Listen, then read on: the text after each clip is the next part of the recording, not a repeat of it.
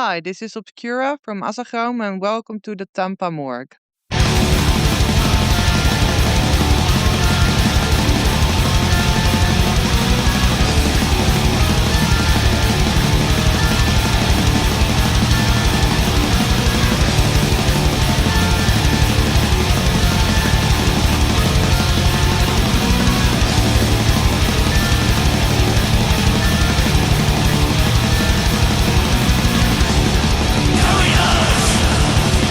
Obscura!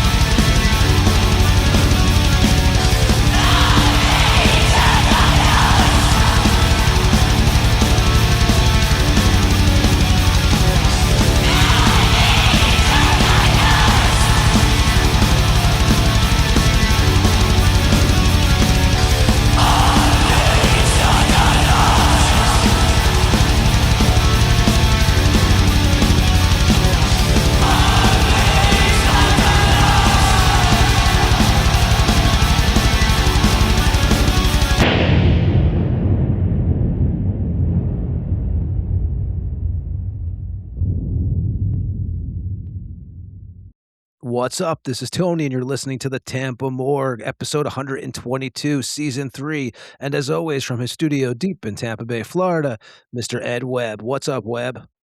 Mr. Anderson, what's going on, brother? Not much, man. Just hanging out. Another episode. We got a bunch of shit going on for this month. I'm pretty excited, man. I'll be in Tampa hanging out with you here in a few weeks. What is it, like 2.5 weeks? I'll be on a plane. That's the shitty part. Heading off to Florida. Yeah, I wish it was under better pretenses, but you'll be here and Yeah, we'll be we'll hanging see if out. I get in the country. You know? See if they don't shackle Yeah. me off, I mean, these days, Nah, anything's possible. you're a dual citizen. You're good. You're good. Yeah, I'm okay, I think. I'm a little tan, but, we'll see. You got the porn stash, so they're definitely gonna let you in. They're gonna think you're some kind of a, you know, success story. That So maybe you're you're right, good. dude. Maybe you're correct. But yeah, man, no, it's glad to be back.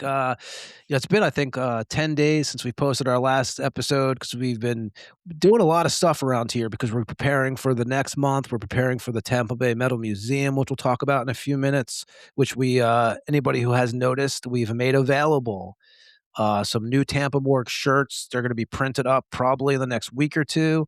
And after this, I don't know when they're going to be available again. So, this is a very limited batch, but we've been getting asked for them. So we are printing up a new batch of shirts.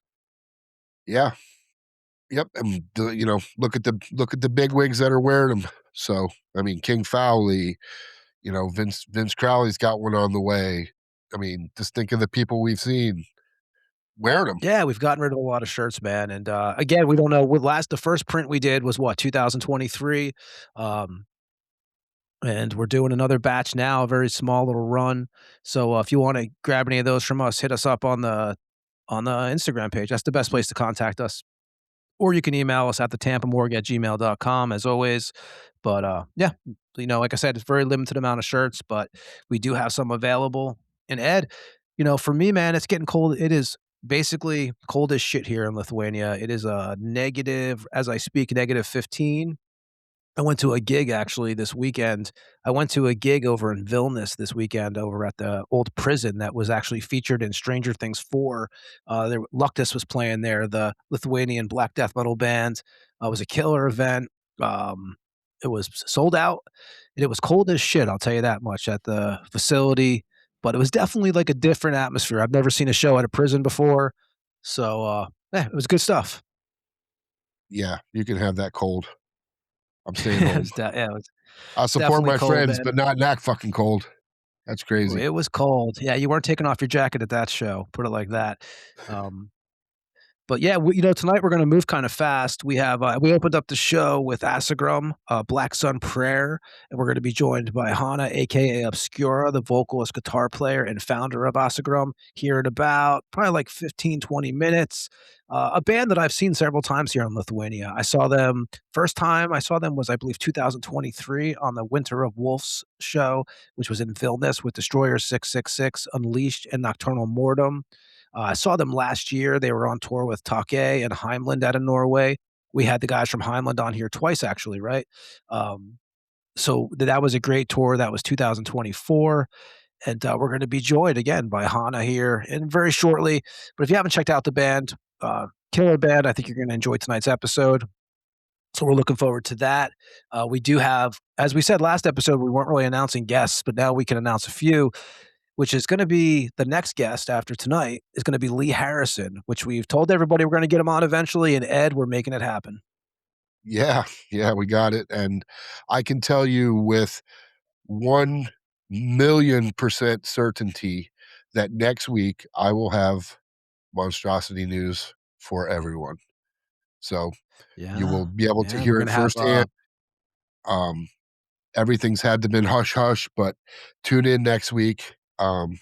It's yeah, it's gonna be a great week for monstrosity news, and I'll just leave it at that. and I think it's going to be a long episode. So, Yeah, I'm pretty sure, so definitely looking forward to have Lee on here.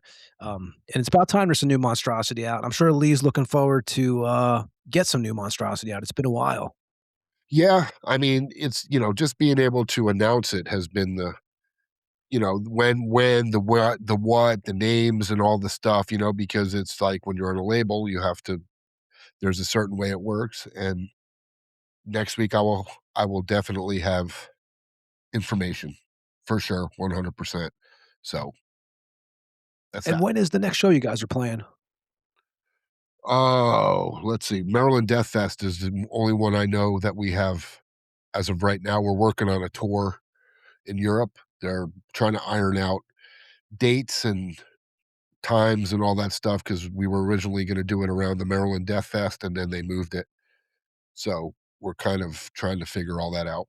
But that's right now, Maryland Death Fest and then Brutal Assault have been announced. And as of right now, that's all I have. And yeah, next week, I'm sure we're gonna find out a lot more stuff. Again, we will have Lee Harrison on here, Monstrosity, Ex-Malevolent Creation, his work with Midnight, Terrorizer. Terrorizer. So definitely looking forward to that. Should be a Tampa Bay history-filled episode. And after that, we have Perversifier from the French black metal band Merrimack coming on here. We have a couple of the guys from Imprecation out of Houston coming on here. Eventually, we will be visited again by Kyle Thomas of X Hoarder. He'll be hanging out for a little bit on the show. And we got some more stuff in the works too that we cannot announce yet, but should be good.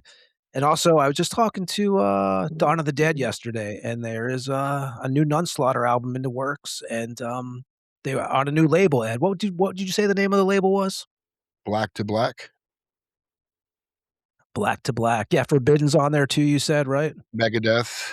There's a Biohazard, bunch of bands that I saw were on that label. Forbidden just literally got signed to them. So yeah, it's gonna be a pretty big label from what it looks like. They're signing all the bigwigs.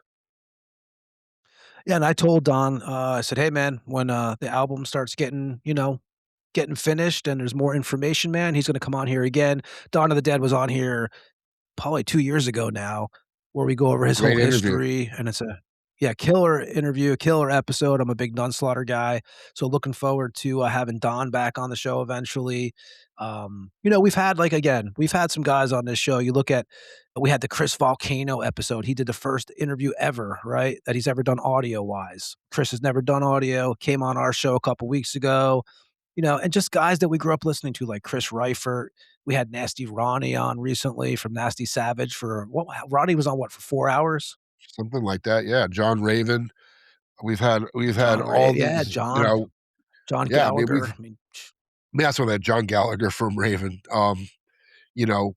Just you think about some of the guys that we've had on here, old school, newer, younger, older. I mean, we had Art the Clown. I mean, we've had some fucking crazy people on this show. we had that band Phantom on out of Mexico, and next thing we know, that band is They're blowing blowing up. up. I mean, they're just doing a lot of shit, so and I'll talk about all the people that we've had. Well, not everybody, but I'll mention some of the guests we had on here in a few minutes when we do our promo and stuff. But and we have some other guys that we're working on who it will be awesome if it actually goes through, which I believe it's going to. But we don't want to jinx ourselves and say anything. So those are the guests that we can tell you that we just mentioned. Um, Ed, again, man, I'm saying we're gonna start getting the stuff rolling on here, but I will say, everybody, what you're gonna hear on the Dave Allison promo, and Dave is gonna come on here before the Metal Museum event. But Metal Museum, I'm looking forward to it, man. Everything I hear, it's just gonna be cooler than last year. I've never been before. I was in Europe during that last one. So yeah, I'll be out there this time. We'll be hanging out. We will have some Morgue shirts with us too, I believe. It should be I mean, from what I hear, man, it's gonna be even bigger than it was last. Yeah, and it's literally 2 minutes from my house, which is I could walk there if I really wanted to, which I'm not going to, but I could. I literally Oh, could walk no. there. Yeah, It's a cool so, little you spot, know, the brewery is really cool. Um, it just the way they did it last year, how quick, like I said, I showed up to bring him some stuff the day before, and it was like 6, 7 o'clock at night, and there was nothing done, and I was like, "How the fuck are you gonna pull this off?" And then showed up the next day, and I was like, "Holy shit, you guys did it." And they're going even more ham this year because they're expanding it and doing it they're even going more intricate than they did last year. So it should be killer, man. I'm excited to see it, and we're a part of it, which is cool. I'm kind of a part of it twice, kind of, sort of, because Monstrosity is part of it too. So should be cool.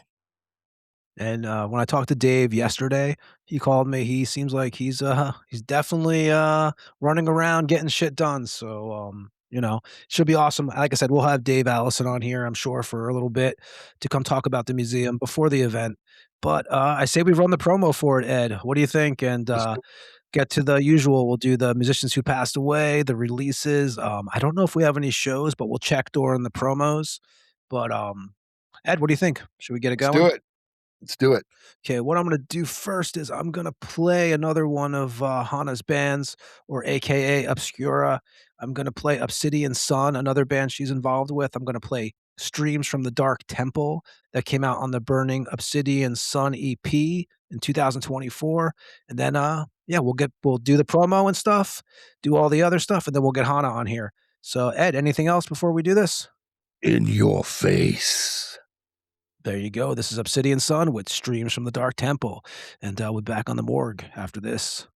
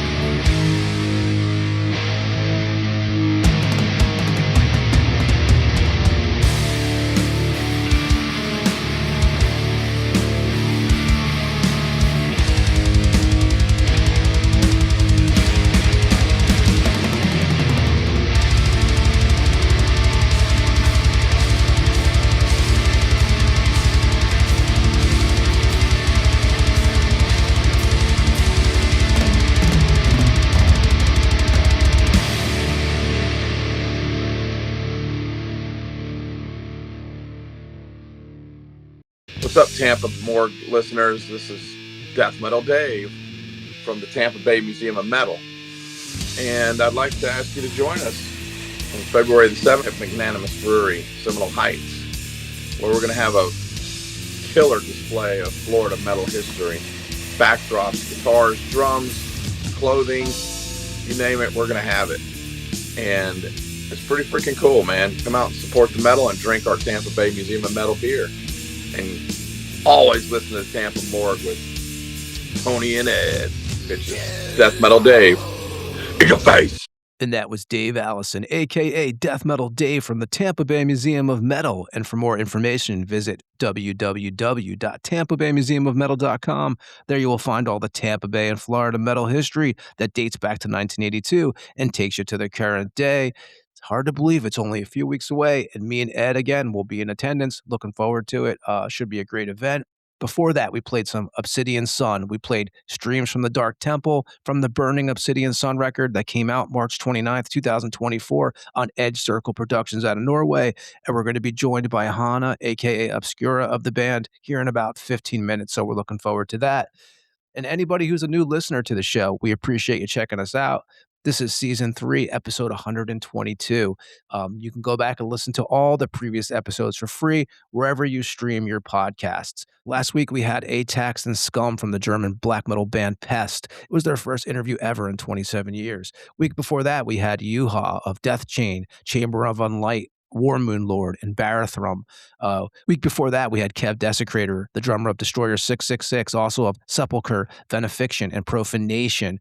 We had Tony Thomas of Witch Vomit and Torture Rack on the show. We had Noella from Hexea out of Texas on here. Yarno of Urn, Graves, former member of Barathrum also. Anti of Cadaveric Incubator on the show. He also plays with Satanic War Master, also was a member of Slugother and Torso Fuck. We had Yano of Anal Vomit out of Peru. We had Sadistic Fornicator and bassist The One of UK's Necromaniac on here. We had W. Horror Preacher of Finland's Vomit Angel on the show. We had Sergeant Salston of Deathhammer. We also had Infernal and Odin of Disaster on here. Daniel Avenger from Nocturnal, Angel of Damnation, and Black Priest of Satan. We had Morbid Saint on. We also had Dave from More to Scold on the program. We had Lee Payne from Club and Hoof. Great episode, some great Ozzy Osbourne stories, as I always say. Definitely recommend checking it out. Gene of Angel Corpse and Perdition Temple and Malefic Throne. He's been on here a few times. He was on a couple weeks ago. Henry from God Dethroned. We had Witch Trap out of Columbia. Tony Dolan from Venom, Venom Inc. and Adam Craft. We had John Walker of Cancer on here. Ed Miller of Negative Plane. We had Magnus of Aberration and Mayans Hill on the show. We had Ritual Butcher of Finland's Arc Goat on the show. I just saw yesterday they're back in the studio making a new record, so that's awesome to hear. Jeff Manis of Venom. That's a 5-hour episode. Goes through the whole Venom history. King Fally of Deceased on October 31 was on the show. Eric from Goat Seaman out of Peru. We had Dovidus from Lithuanian black death metal band Luctus on here. We had Terry Butler of Obituary, Death, Massacre, Denial Fiend, and Inhuman Condition on the show. That is a very rich Tampa Bay history episode also. Luciferian Rights out of Mexico, Nige Rocket from Onslaught. We had Paul Speckman from Master, Pat from Hellwitch. We had Alan Howarth on the show, who worked with John Carpenter, did the music for Halloween. Harry Kuokkanen from Hooded Menace and Hail Conjurer. Morgul out of Finland. Dawn of the Dead from Nunslaughter. Alessio from Violenter, Hobbs Angel of Death. We had Adam from Cardiac Arrest. We had Lord Sabathan from Morbid Death, Slaughter Messiah, and Enthroned on here. Revik from Mordant Red. Bobby G of Overkill.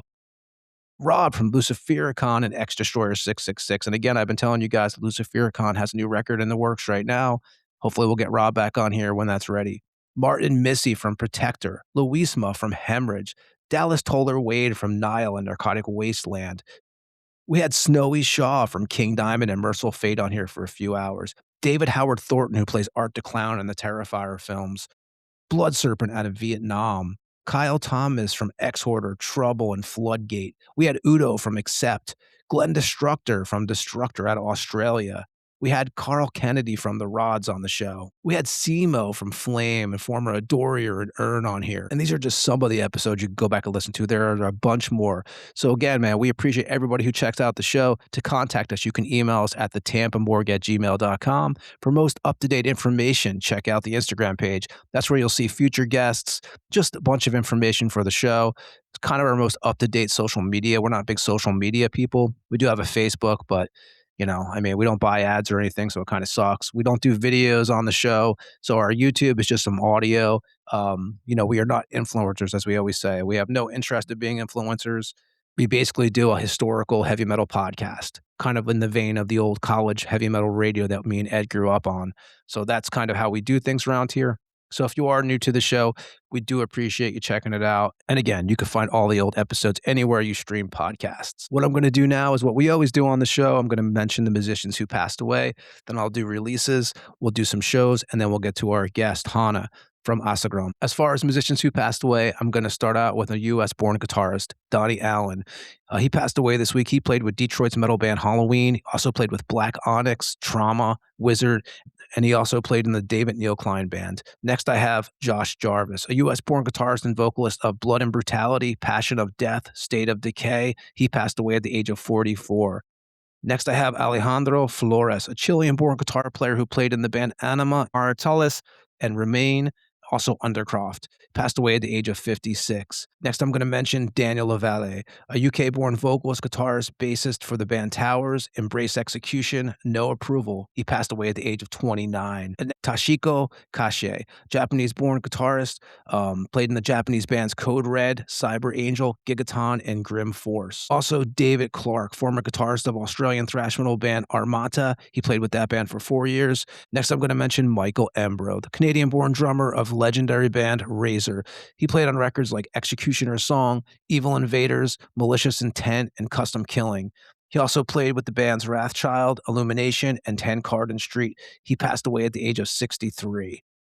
Now I'm going to move over to releases, and then we're going to talk about some shows and then get to our guest. For releases, I'm going to start out with Total Annihilation, the thrash death metal band from Switzerland. Name of the record is Mountains of Madness. That's coming out on Testimony Records out of Germany. Total Annihilation formed in 2006. First release was a 2007 demo titled Prelude to Annihilation that had 5 tracks on it. In total, the band has released 1 demo, 1 EP, 2 splits, and this will be the band's 4th full length.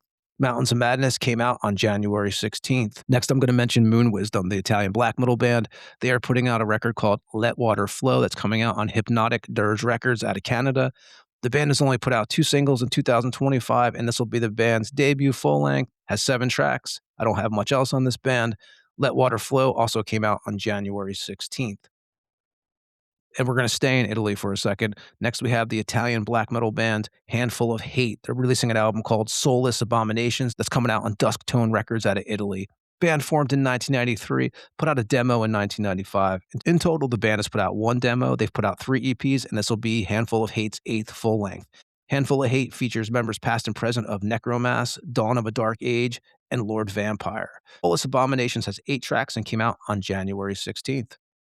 Next, we have Death Razor, Brazilian thrash metal band. They used to go under the name Merciless from 2006 to 2009. Their album is called Forged in Hatred, and it's coming out on Extreme Music out of Spain. Death Razor formed in 2009. First release was a full-length titled Violent Aggression that has 9 tracks on it. The band also put out a single in 2025, and this will be the band's 2nd full length. This will be available January 22nd through Extreme Music out of Spain. Next, Sacrificial Death, the Greek thrash death metal band, is releasing an album called Absolute Catharsis. It's coming out on Soman Records out of France. Sacrificial Death formed in 2020. First release was a EP in 2022 titled Glory of the Dead. Absolute Catharsis has 8 tracks and will be available January 23rd. Next, we have Graves for Gods, the doom death metal band out of Australia. They're releasing an album called Last Light Fades on Muse Records out of Belgium. Grave for Gods formed in 2020. Debut release was the band's 2022 full-length titled The Oldest Gods. Graves of Gods features members past and present of Apocalyptic Annihilation, Hatred Slave, and Dream Upon Tombs. And last, I have Concrete, the Bulgarian death metal band, is releasing an album called Absent Mortality. It's coming out on Rebirth of Metal Productions. Concrete formed in 2011, put out an EP in 2012 titled Annihilation of Humans. This will be the band's 5th full length, and it'll be out January 23rd. Mr. Webb, what do you have for shows? Man, so as far as shows, unless you're looking for a flyer with a bunch of twigs thrown all over it, no, I have no shows. Because if I can't read your flyer, I can't announce your band. Now, So I maybe forgot a you show can. last week. What show was that? Human Condition show. I don't The know. what? I for Oh, some reason that passed me by. because We they announced it the weren't. week before that, though. We but- did, but the problem was it was like the promotion dropped off for it, and I didn't see it till after we cut the, after we finished the episode. So no offense to those guys, love those dudes. Yeah, I totally. I saw it like right when we got done recording, I believe. And I saw the show, so it doesn't look like they were hurting from our missed promotion. People showed up. I didn't see. See shit either for shows, man. I saw a couple ghost shows. I guess they're playing Orlando in January 21st and the 22nd in Jacksonville, and I didn't see much else, man. For especially not extreme shows, I didn't see anything. No, nothing. So nothing. Everything's months out. Like I saw March, April, and there's no reason to announce it because nobody's going to remember. So there was a show that me and you talked about that we got asked if we were going to go to. What was Skeletal that? Remains. At the Brass Mug, right? Yeah, but it's not announced. Yeah, it's not announced. It was like February 6th, I believe, or something like that. It is February 6th, yeah. Yeah, so they are playing there, but there's no flyer on the mug. I just went through the whole flyers, and I just happened to see somebody else happened to put it up last week. I'm glad you reminded me because I would not have remembered because that if the venue's not putting it up, what good is it? Because how are people going to know? This is the problem with promoting shows nowadays. When the venue isn't even putting it up, how can you have people come to your show? And the bands, I know people in these bands. I'm friends with some of them that I saw, and they're not promoting the show. So what are we doing? Guys, get off your shit, man. You wonder why your band ain't going anywhere, not leaving Tampa? That's why. Because you don't promote. Because that's one thing I will say about fucking Tony. When we played a show, that dude was making flyers. That motherfucker was still making flyers and putting them in the windows. So, oh yeah, always, man. You got to. Yeah, I mean, and we would drop them off. We were, that's what we did, and plus, every couple days we were putting it on Facebook. Now with Instagram, you could fucking shoot that shit everywhere because everybody's on using Instagram. But we were stuck with Facebook, and we still fucking promoted. So. Yeah, unfortunately, that's the only show. You're right. It's February 6th, which is a couple weeks out. And Skeletal Remains kills. So that'll be a killer show. Yeah, and we'll announce it again as it gets closer. But and Ed, how about I did releases. Do you have anything for releases before we get to our guest? The only thing I have is the new creator called Crushers of the World. I actually got to hear it, and it was really killer. I mean, Millie still putting out quality shit. I didn't even realize it. I had to look it up. But this is their 16th studio album. They have 2 EPs, 2 live albums, and 3 compilations. Like, dude's been churning out records for as long as I can remember. And Creator was the first real show I saw in Florida. Like, when I say real, not the Sunset Club, that wasn't real. But I'm talking about like Janice Landing big. Like, in a venue that was bigger, like with a lot of people, and that was with DRI. That was the Kill for Pleasure, and that's what Four of a Kind. Yep, and that's what yep, and that's what got me to go to the store the next day. And then I found, like I said, Sodom, Celtic Frost, or however you want to say it. And I started finding all these bands and was like, holy shit, this is awesome. And this is what led me to being the loser that I am today. So thanks, DRI and Creator. I appreciate that. Angry Ed back in the house. He has returned. But yeah, man. Do you have anything else for releases? Nope, that's it. That's all I got.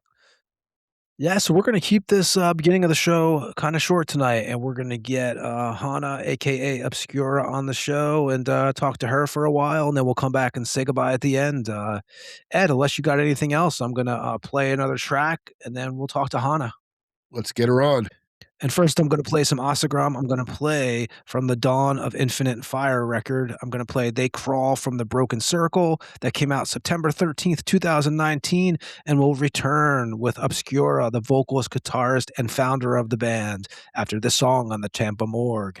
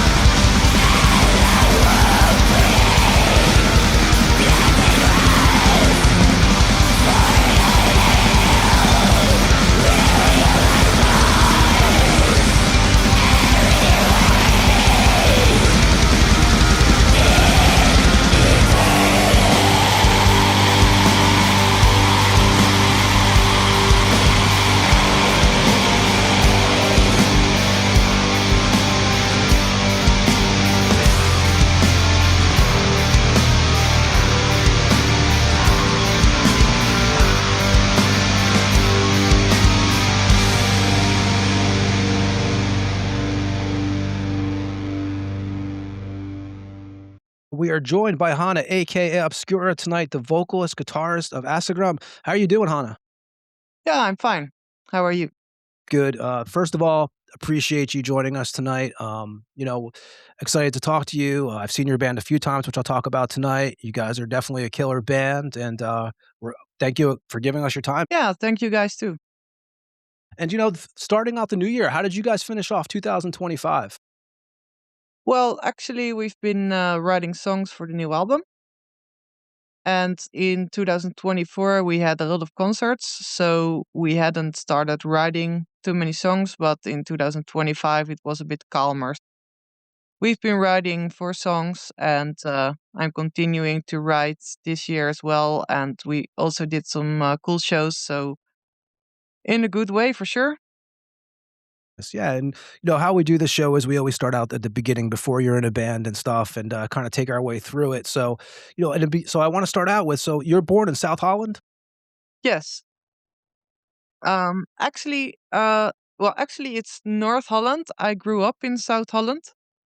I moved there when I was 1 year old, so I don't remember growing up in North Holland anyway. But I've lived in South Holland for a long time, and now I moved to Brabant, the actual south of the Netherlands. And pre-music, like when you're a child, actually, what memories do you have of growing up in South Holland? Well, it's just very Dutch. I grew up in a small town, and yeah, the countryside, cows, sheep, um, very calm, a little bit boring. And I went to school when I was a teenager in a city, but also a small city called Gouda, where the cheese is from. And yeah, I was just enjoying some tiny metal bars there.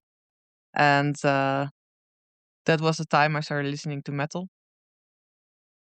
Yeah, and as I told you before you came on, you can tell us what you want and tell us what you don't want. But are you an only child, and are you also from a religious household?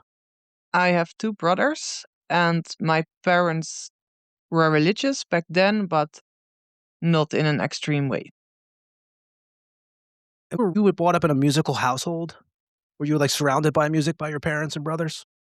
Not much, but my grandmother studied conservatorium. She studied playing classical piano, so I have the music genes more from her. I think it skipped a generation.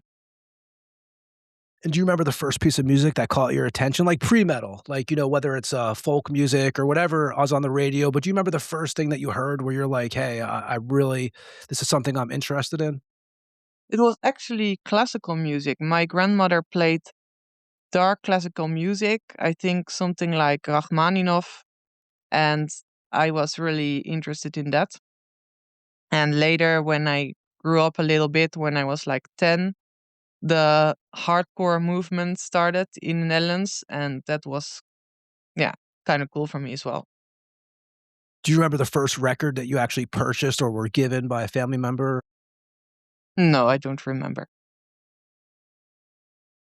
Was there a lot of record stores by you growing up, or where were you get? So I know you were born in what, 87, so you're a 2000 child, basically, when you're a teenager and stuff. Were you going to record stores, or how were you getting your music at a young age? Well, I didn't have any money, so I went to the library. And actually, in the library in the Netherlands, you could request all kinds of music, also black metal. So actually, when I was 13, 14, I just filled in a form in the library, and they got me albums of Mayhem and Dissection and Dark Funeral, whatever black metal I wanted. They just had this huge database of CDs. The CD had to come from Rotterdam, and it took 1 week, and then I could pick it up in the library, and I was very excited about it. And then I copied it, and when I got my first job, started making some money, I was actually buying some records. But in the very beginning, when I was 13, I just copied them from the library. And what was the first show you attended? It was a band called Ordo Draconis in Gouda when I was 14. And actually, the guy who was playing in that band, the guitarist, he's playing bass with us live now. His name is Bob. So that's pretty cool. And when you're going to shows as a teenager, what are some of the venues locally you're going to, like the concert names of the venues? Well, there's a venue in Rotterdam called Berg. I was there a lot.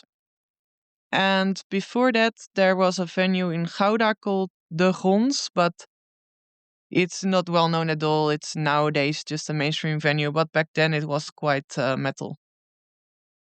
And I had read in a previous interview you had done, at 13 years old, you start watching like metal programs on TV and stuff. What was the program you're watching where you start getting introduced to the black metal bands and the metal bands in general? TMF, Wet and Wild. Yeah, the first black metal song I heard was Morning Palace of Dimmu Borgir. And before that, I got a little bit into Marilyn Manson. And when I heard Dimmu Borgir, I was like, oh, this is really awesome. And I just started to look for more black metal after that. Yeah, I was going to ask you that too. Like, like besides the black metal, like what's some of the, like you were into like the Nine Inch Nails and like the Typo Negatives and stuff like that before you kind of venture over?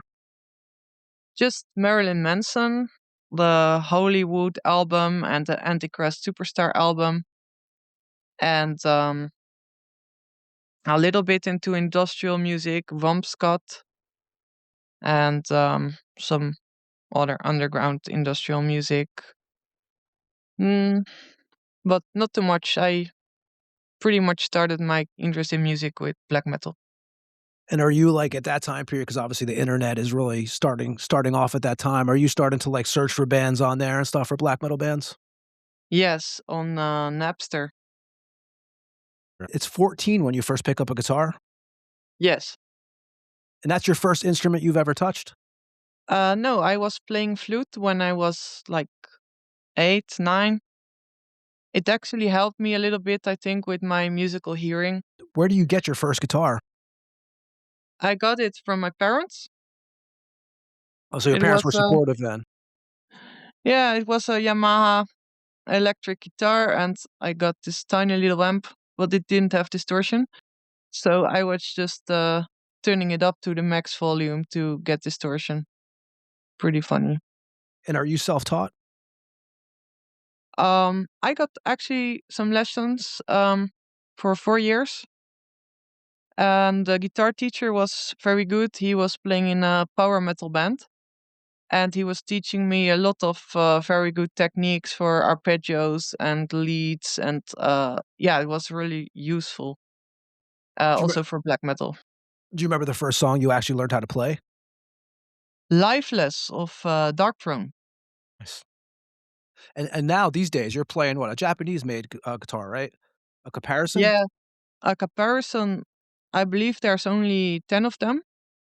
And I just found it online, secondhand, and I Googled a bit, and it seemed to have a similar sound to a PRS, but it looked cooler and it was cheaper. So I was like, I'm going for this one. And for me, it has the best sound for Asagraum. And also, obviously, you're into a lot of the dark side of like the arts and stuff like that and the left-hand path and stuff. And, when you're younger, you started out early, right? Like you're starting at like 13 and 14, this interest in this. And are you like reading literature, and where are you getting this literature from? The bookstores and stuff? I started with the Satanic Bible of Anton LaVey when I was 14. And later the Bible of the Adversary of Michael Ford. And later I read some other books about demonology and some other things, Aleister Crowley, and yeah, basically that. Are your parents like bringing you to church and stuff? And when do you realize that this is something you don't want a part of? Well, when I went to the church as a kid, I noticed immediately that it was hypocritical because they put me in these children's classes and they were telling me some Bible stories about God punishing Abel, but then I was hearing God is love and God will always forgive you, and it just didn't make sense to me that there were a lot of contradictions, and for me it felt like a way of the upper hand to control the masses instead of something that would be real or useful. So I never had anything with that. I always was thinking it was bullshit, and there must be something else that's fitting more with me. And when you play live, whoever hasn't seen you, like I said, I've seen you play a few times. You have the triangle on your head, which I have actually heard you explain what this means. But can you explain to our listeners what it represents? The triangle means the summoning of demons. It's actually a gateway for the summoning of demons. And then I have the hook shapes around it. It means like the serpents, so the demons crawling out of the triangle. And for me, summoning demons is about going into your own spirituality and summoning powers from your own spirituality and your connection with the universe, and using these powers for whatever you wish. And of course, the church would have called these kind of powers demons because they are all about control and looking for power outside of yourself, in a god, in a church, in a priest. And I think going to find your spirituality and your power within, and thinking purely for your own, and creating your own morals and values, is pretty much the opposite of what the church wants. So I think in that way, the word Satan worship and Satanism is very fitting for what I practice. And you also actually do practice sometimes, right? You actually incorporate magic at times into your daily life and stuff like that. 'Cause I've heard you say that you've actually done like rituals in cemeteries and stuff near your home. Yeah, I used to do that back in the day. I haven't done it for a while now, mostly because I felt like things were going well, and I have saved rituals for things that were very important to me in my life and for very special occasions. But I did it back in the day. I did it when I started Asagraum, and I think it helped a lot to focus all my energy on it and create something as good as I could and get as much attention to it as I could in the beginning. And do you remember when you first had the realization, like, or understood the reality of death and like your own mortality? Well, I've always known about mortality, but of course, when you're very, very young, it seems more abstract. And now I'm getting older. I've seen some deaths in my family, in my circle, and it becomes more real that um, I have the time on this earth now to create the life that interests me and to bring to the earth the things that I want other people or animals or any beings to see of me, to experience of me. And it gets more important to spend the time wisely. Do you remember the first time you actually experienced death in your personal life? Well, when I was 19, one of my best friends died. He died of a brain tumor, and I was always really close with him, and yeah, that was very impressive to me. And what is your thoughts on, is there afterlife to you? Is your, like, in your opinion, what do you think of an afterlife? I think the power of your spirit is continuing. I don't know exactly in which form. I've tried a lot of psychedelics, and I think I saw a glimpse of that when I was doing ayahuasca.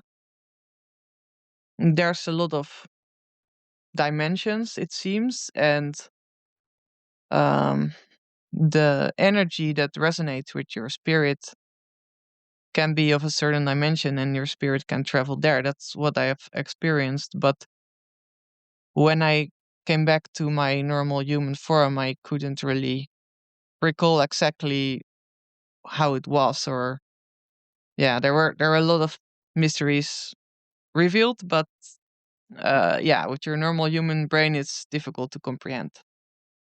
And that's one thing with you, right? That that kind of attracts you to the satanic theory, the left hand path, is that you kind of do for yourself whatever you want. You don't follow laws and stuff because, as we all know, as we get older and you start like, how would you say, common sense starts kicking in some people's opinions, like my own, you start realizing that a lot of the rules are bullshit. Is that something that really is a big part of the left-hand path for you, is kind of making your own journey and not having people tell you how to live or what you should find pleasure in, etc.?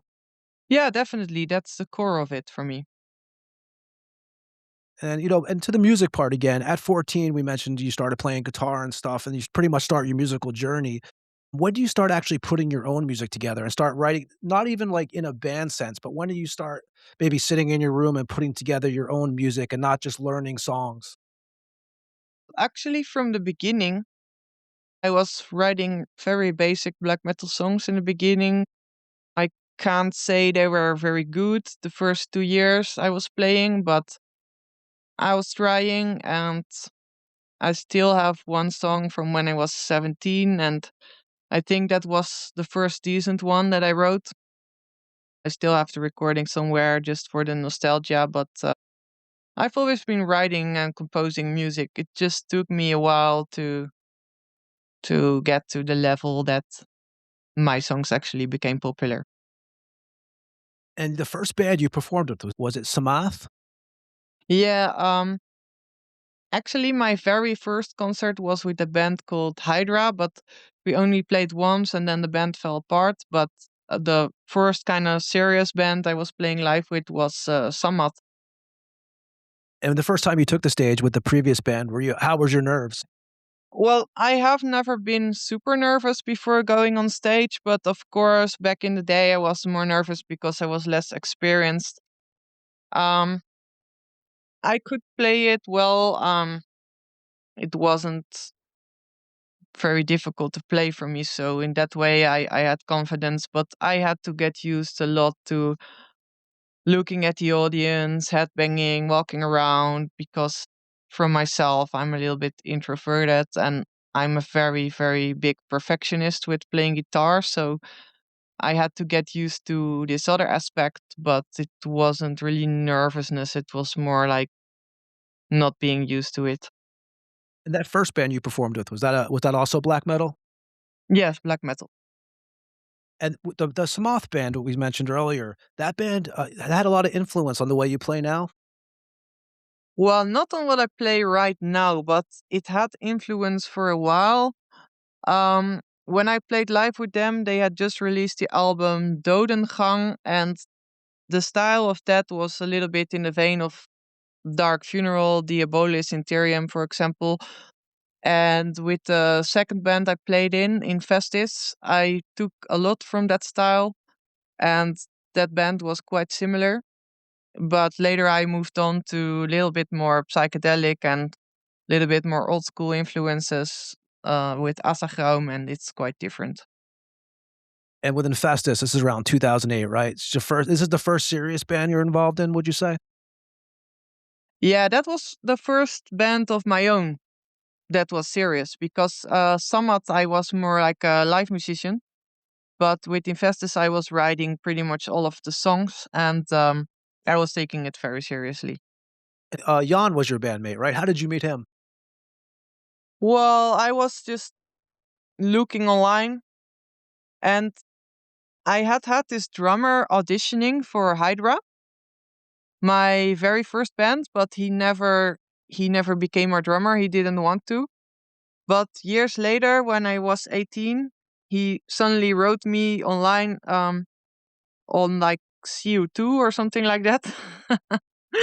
If I wanted to play guitar for somewhat, and he was like, "Yeah, I remember you. You were a good guitarist, and are you interested?" And I was very excited because I knew that they had a little bit of name and they were playing live, and they were going to play on Under Black Sun. I was always really interested to play on Under Black Sun. It's one of my favorite festivals. And so at 19, I was playing on Under Black Sun. I was playing in Samad. And for me back then, it was something really great. And with Infestis, how long did it take you guys to how long were you guys together before you guys accumulate the 5 tracks that make up the Chronicles Written in Blood demo?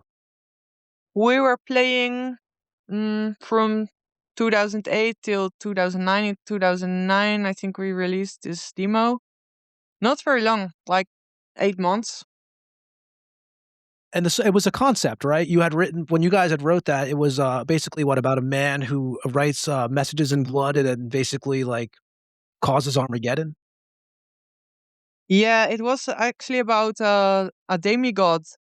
He was writing scripture in his own blood, and the people who started to be believers in his cult, in the final judgment in this story, they um, they went to hell, and the people who kept thinking for themselves and didn't buy it, they were rewarded with the powers of this demon. And you guys recorded that demo in your band rehearsal room? Yes, we recorded it in the rehearsal room. And what was the lineup on that demo? I saw the Dictator on vocals, right? Voss on drums, which eventually you're gonna play with again. What was the lineup in that band when you guys first started out? Yeah, it was Dictator, Voss, and then we had what's the guy's name again? A guy called Martin, I don't remember his nickname. And then a guy called Chris, I don't remember his nickname neither, but that was the lineup. When you guys recorded that demo, that was basically so you guys can start playing live? Yes, exactly. And the artwork, you put that together, that was a combination of 2 paintings of, the death of a Christian saint? Yes, indeed.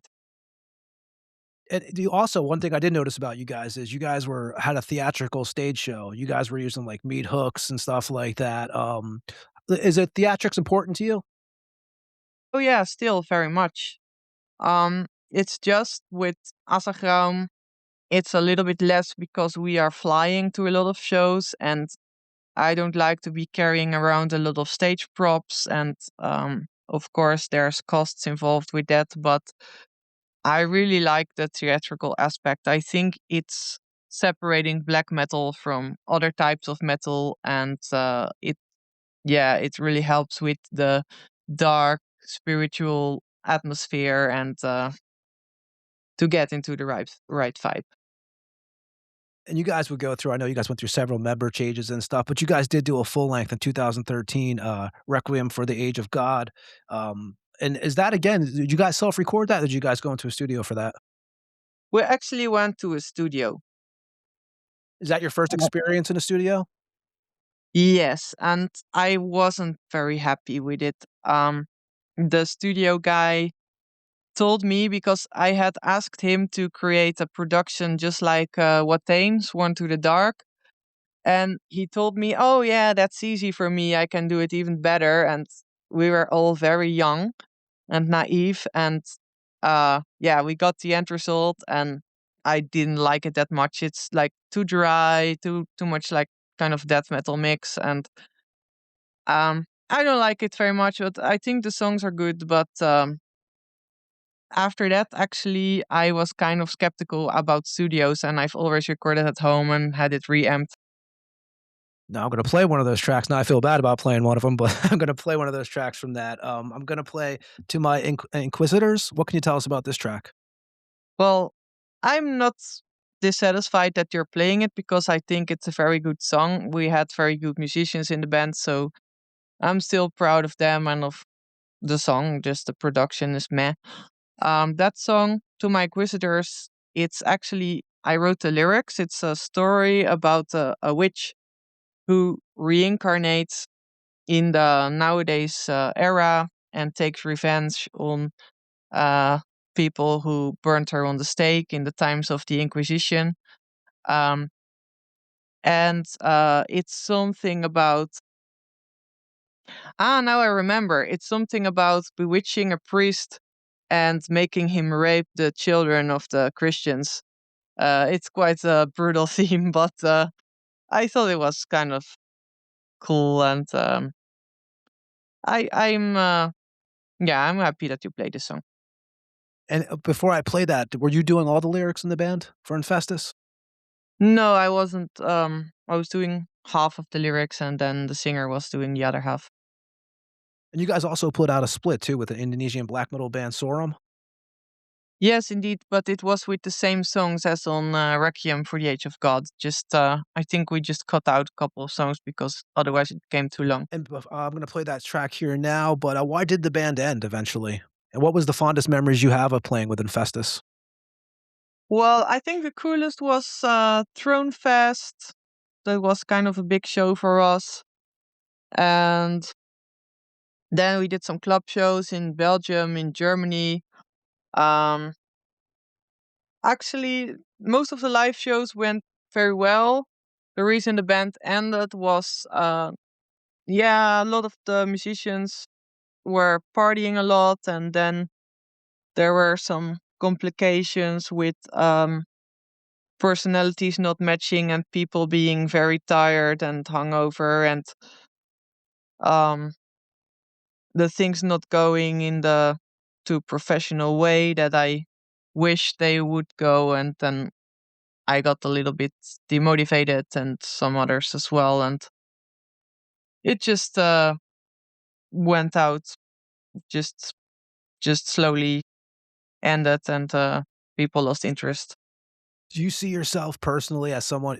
Is everything very like with your bands? I'm not even your personal life, but your bands. Is it something that you take it very serious and you expect everyone that's involved in the band to feel the same way and to take the same responsibility? Yeah, 100%. I've always made it very clear. I want black metal to be at least semi-professional in my life. I don't expect to live from it because that's a very high set goal for a black metal band, but I expect everyone to treat it as something very serious, and the shows to show up at the shows has to be the first priority, and to play well has to be the first priority. And um, in Asagraum I have session musicians because I know that people also have their own life, their jobs, and the touring schedule I want to maintain is not possible for everyone. So I say, okay, you play the shows that you are available, and the other shows somebody else plays, and that way I can do it the way I want it. But I don't tolerate any unprofessional behavior like going on stage drunk or with drugs or any other stuff, or canceling gigs for a reason that I don't find good enough. So yeah. I'm gonna play To My Inquisitors now from Infestis, and we'll be back with Hanna after this track on the Tampa Morgue.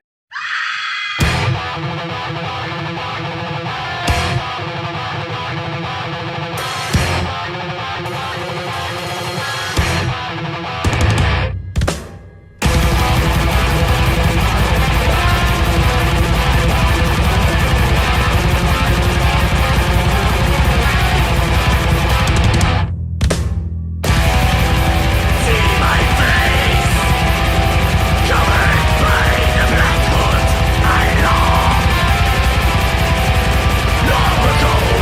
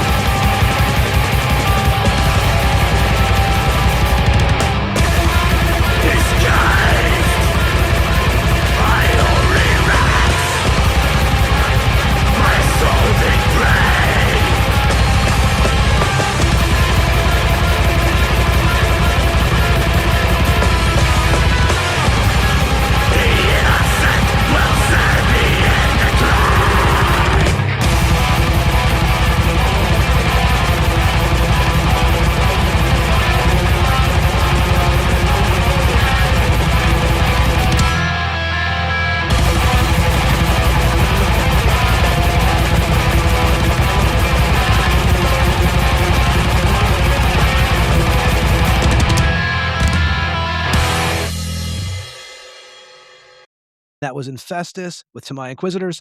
And 2013 sees the formation of the black metal band Draugur, which is also, you also have the drummer for Voss that you've played with in Infestis. Yes, indeed.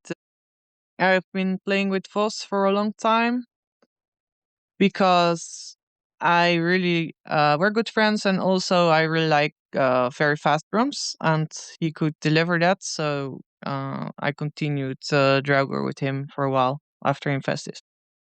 And the name, is that reflects is basically what, an Icelandic zombie type creature? Yeah, it's that, and it also means spirit. So it's like about death in different ways. And you're handling the lyrics in that band also? No, in that band, our singer was writing the lyrics, Dagon. And you guys get together 2013, and then you guys put together the 3-song promo, right? 2014 demo, and that's self-recorded, I guess, also. Yeah, it was indeed self-recorded. And you start doing shows in 2014 with the band. With was your guys' first show with Inquisition? Um, yeah. Actually, I think it was with Inquisition in Berg. And also 2014, you're also doing you're playing with Nargaroth. Yeah, actually, I started to play with Nargaroth in the summer of 2014. And how did you get involved with that? I wrote to Ash at some point because he had this German black metal command. Back then, it was about working out and being straight edge. And I'm not straight edge, but I could kind of follow the sentiments.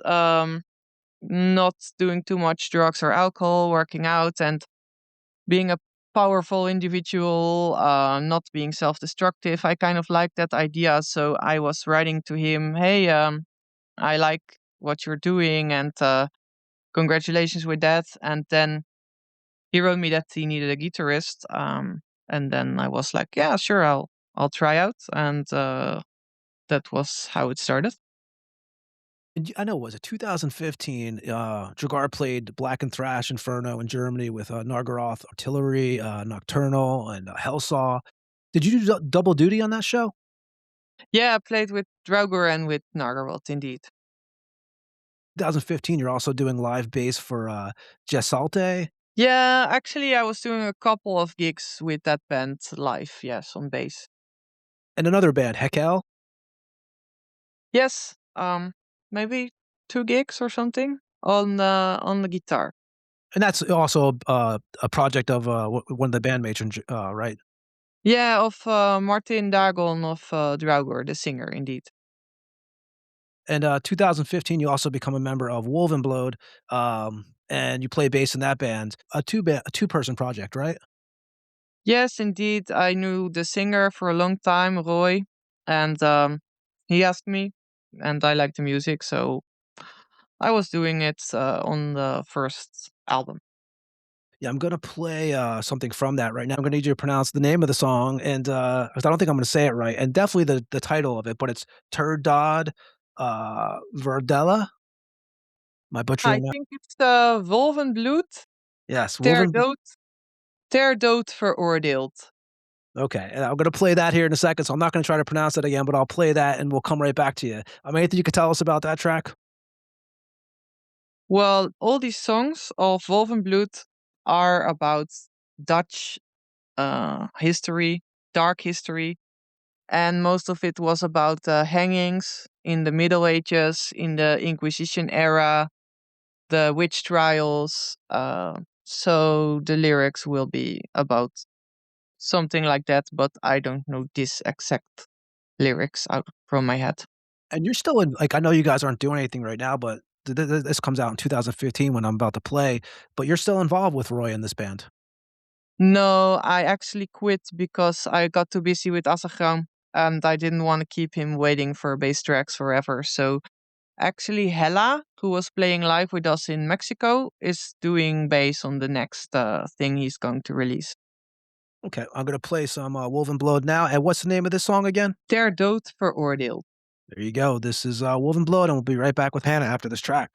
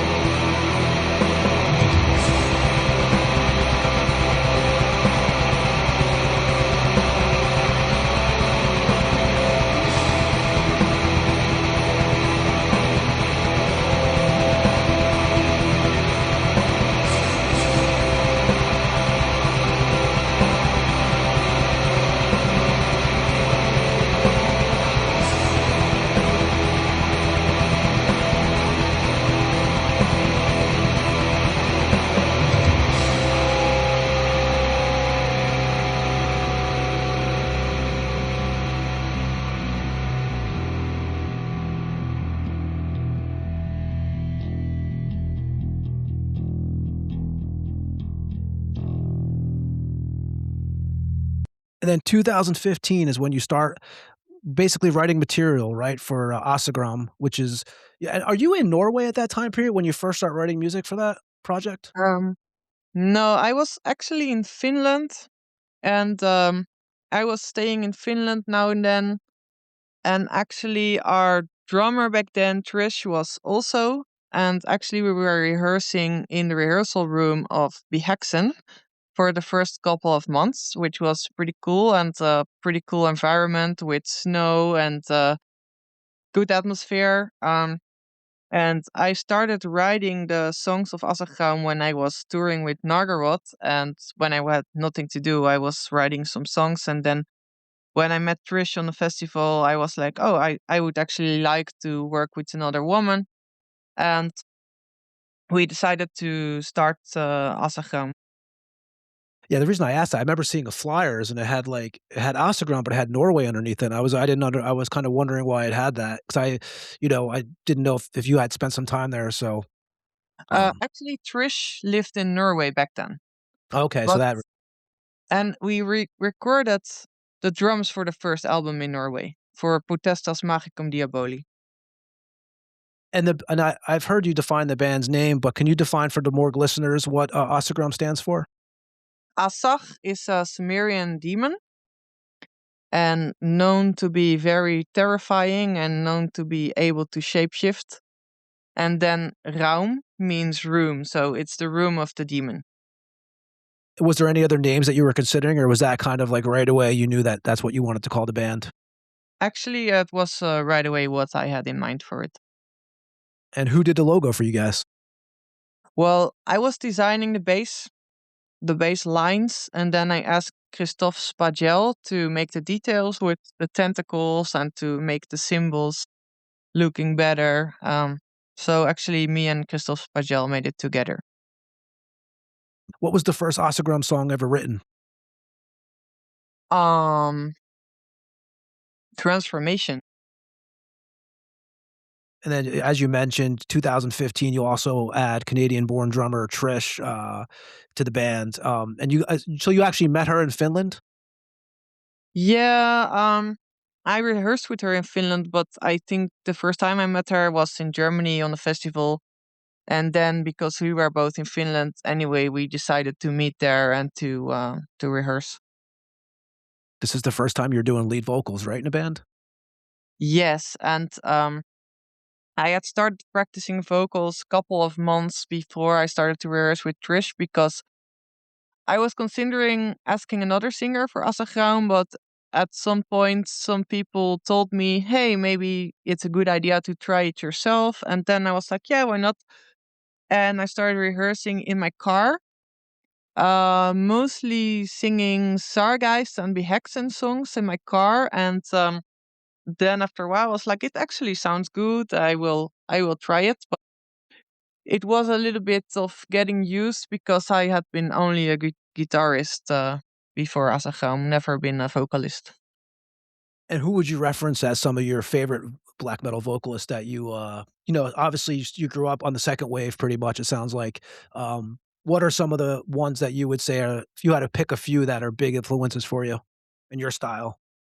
Well, since it was the older Sargeist and Behexen songs, I was practicing with Hoa Torch, the guy who was back then in Sargeist, who is still in Behexen. I had a lot of inspiration from, especially from his earlier work, because he was doing these very high-pitched vocals that I like a lot. And then the guy of Satanic War Master as well. Watain also, especially for my later vocals, which were a little bit more varied and to the mid tones as well.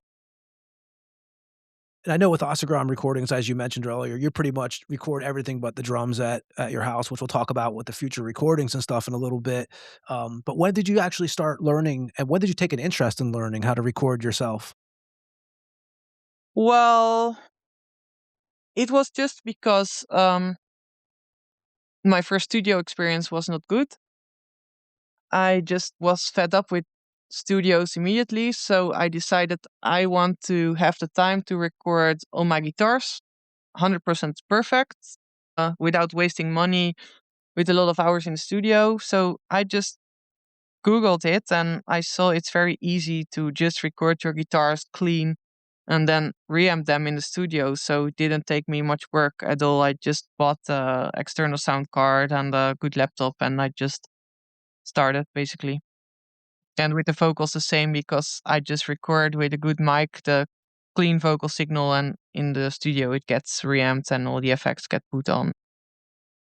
You mentioned it's obviously at that time it's you and Trish, and which is probably 2 members is probably easier than 5 because dealing with 5 different opinions and stuff. But what is the chemistry early on when you guys are first working on the early Asagraum material? Are you writing pretty much everything and then sending files over, or is it like a co-writing experience when you guys first start out? No, I was writing the songs on guitar and then sending her the files, and she made the drums. And I told her a couple of ideas for the drums, but the details were up to her. And then 216 back to Draugur camp. Well, you guys are doing the first full length over there. You guys are doing By the Rays of the Golden Light, which has 7 tracks on it. Is that a studio album, or did you pretty much handle the recording again on your side? That was actually the first album that I recorded on my own, and I was learning. So also the production of that one, I'm not the happiest with neither, because I was learning and I was recording all the guitars at home, and my neighbors went crazy because I thought you had to record it loud to get the good tube sound. So I put my amp on full volume in an apartment where I lived back then, and actually the police showed up at some point, and I wasn't. It wasn't my most stable period, so I just made a giant mess recording that album in a lot of aspects. But when I hear it back now, I remember that, and I'm like, oh, that's kind of cool. That's kind of nostalgic. That's a memory for you there. And you guys got involved with a Finnish label, but how did you guys get involved with the label? Actually, because I knew some guys of Behexen, and they recommended it to me, and they recommended me to the label. And I know you're a big Gorgoroth fan, right? Were you do you go back to like Gaul? Like what was your favorite part of Gorgoroth? I have been a big fan of Gorgoroth always, though I'm more familiar with the older stuff, but it was one of the first black metal bands I was a fan of because they are so satanic, they have such a raw, extreme sound, and I just love the old stuff. I pretty much love every older album of them, and later I kind of, when they changed vocalists a lot and stuff like that, I kind of tuned out, but I really, really love the old songs. Do you have a favorite Gorgoroth album? I think Honor the Sign of Hell, but it's hard to Killer record. choose. Yeah, that's a killer record. And the last show that Draugur played was that August 31st, 2018? With Countess and Abysmal Darkening. It was like Black Friday Fest in the Netherlands. Yes, indeed. And why did the band end? Well, I got very busy with Asagraum, and then the singer just, it seemed like he lost interest a little bit, and we just all went our own ways. So I'm going to play now from Draugur, from that album, from the By the Rays of His Golden Light record. I'm going to play Entities of the Third Dimension that came out June 1st, 2016. Anything you could tell us about this track? All right. Entities of the Third Dimension. I don't know lyrics because I didn't write them, but the guitars are just very inspired by old school black metal, Satanic War Master. Mostly I was listening to that a lot back then, and Hanna. And it's a very old school song. I really like that song. It's actually my favorite of the album. I'm glad we chose it then. Perfect. This is Entities of the Third Dimension from Draugur, and we'll be back with Hanna after this track on the Tampa Morgue.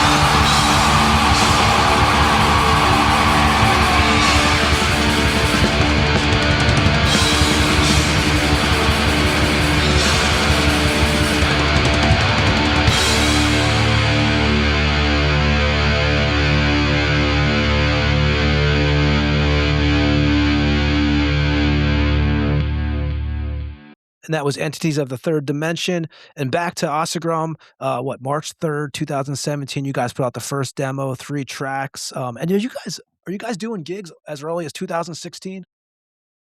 Yes, we actually started playing gigs almost right away. Our first gig was in, I think, in Tampere, in Finland. And it was just in a local bar there, and it was just me and Trish, the two of us. And that was 2016? Yeah, I believe it was. And when you guys put out that demo, I mean, obviously you record that, but now we all know you're recording those by yourself. Are you sending them out to the zines and stuff or like radio stations? How are you getting that out to people? Actually, it was released by a Dutch label called Zwaardgevecht. So I guess he was sending it to Zines, and I think we only gave it to Cold Records that later signed us because it was just recommended to me, and I was like, yeah, okay, if they are interested, then that's fine. I'm not looking further for another label. So it was distributed by this small Dutch label, and not too much by myself. And when do you decide it's time to bring live members into the band besides you and Trish?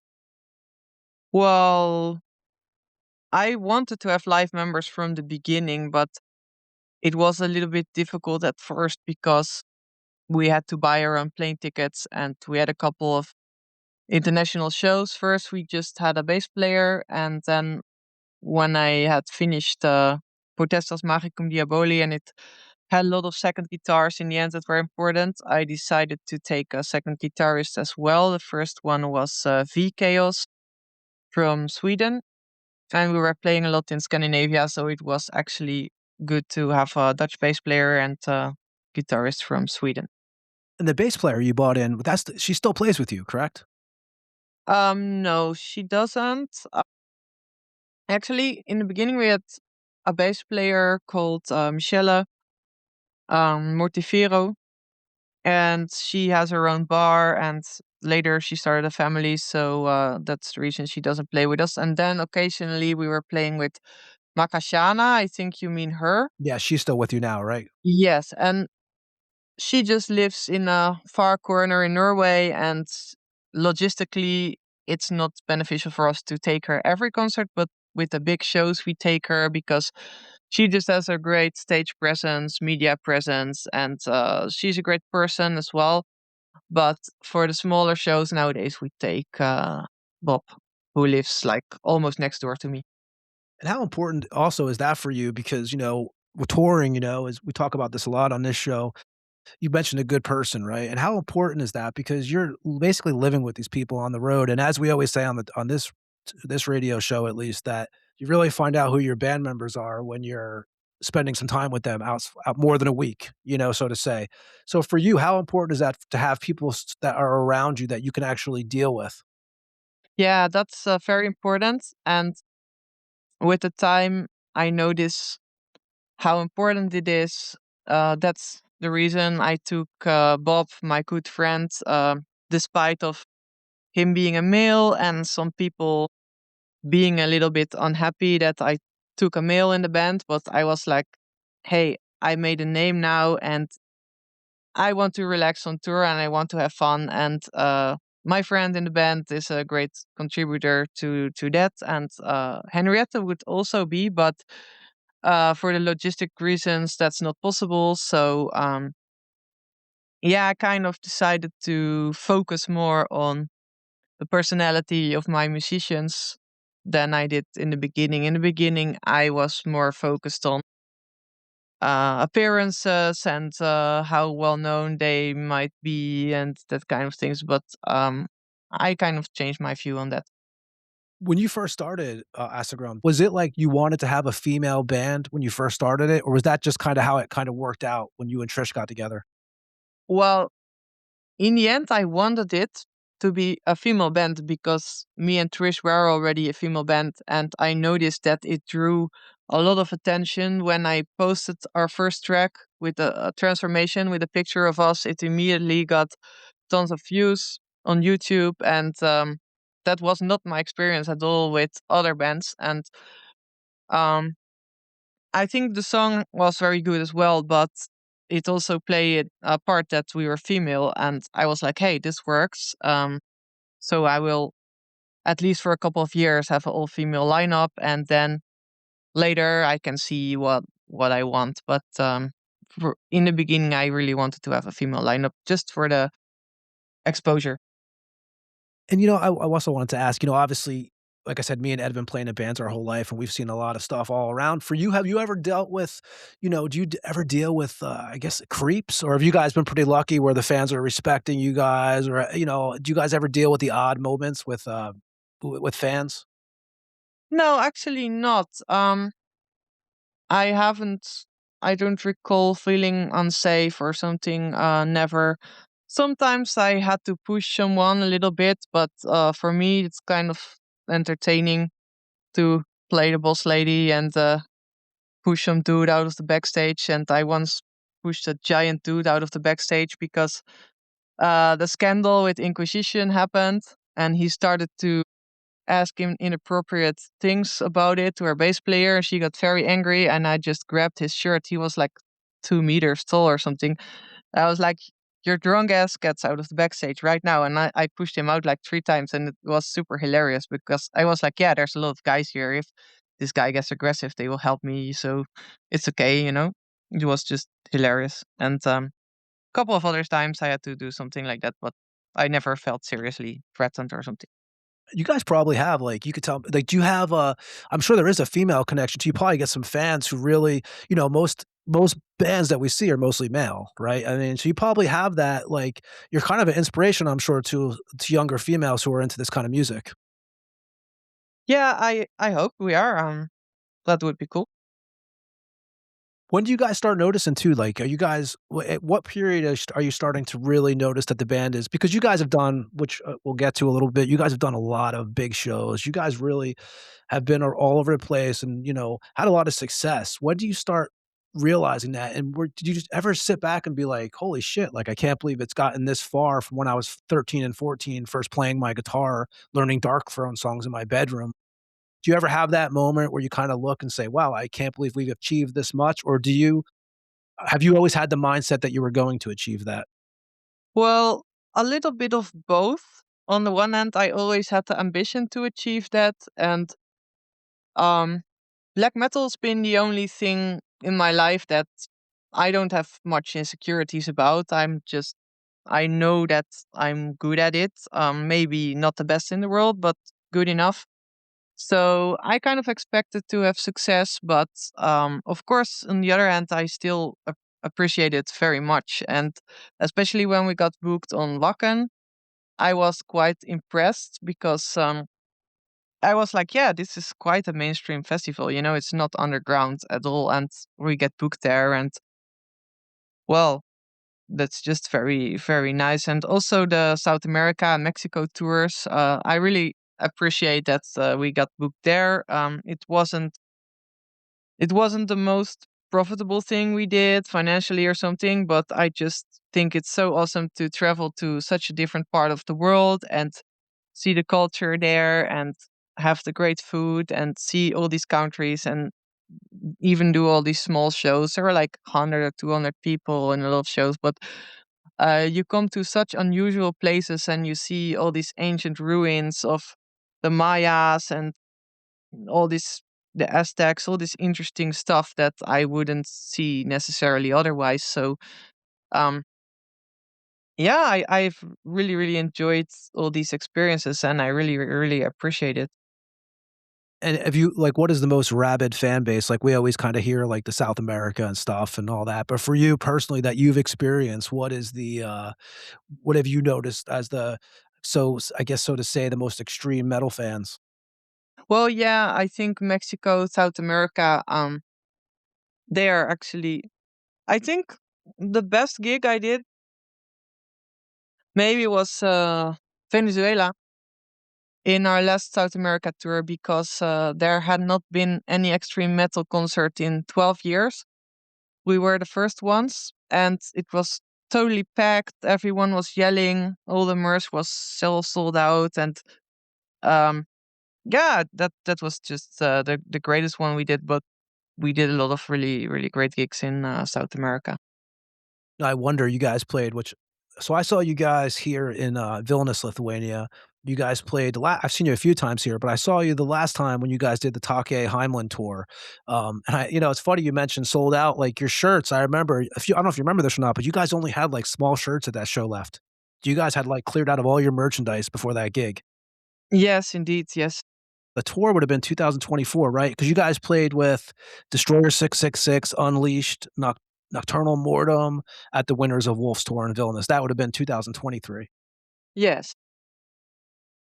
So you guys did that. Yeah, like I said, it was a great show, and I saw you the last time you guys were in town and stuff, and, definitely, left an impression on me. And September 29th, 2017, you guys put out the band's debut full length, Protest Us, Magicom Diaboli. How was it to get the first full length out for you, for the band?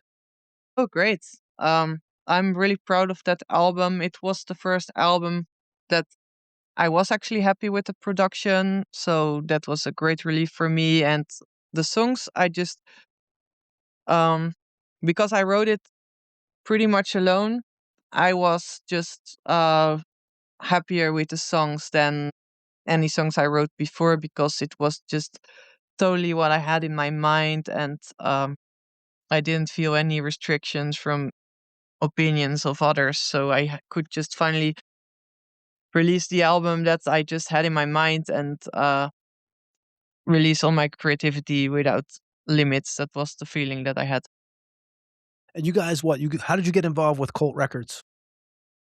Yeah, so we just got recommended by the Hexen drummer, recommended us to that label. And lyrically for the band, so starting out with that record even, like, for you, if you had to say, what is the main inspiration lyrically for Asagram when you write?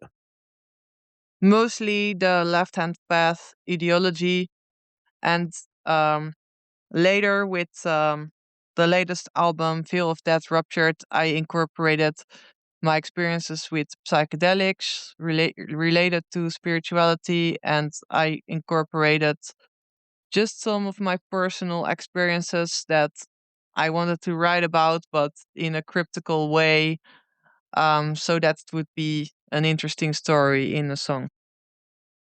Have you personally had any supernatural experiences that you've personally witnessed or experienced that you wanna mention? Again, like, whatever you wanna say.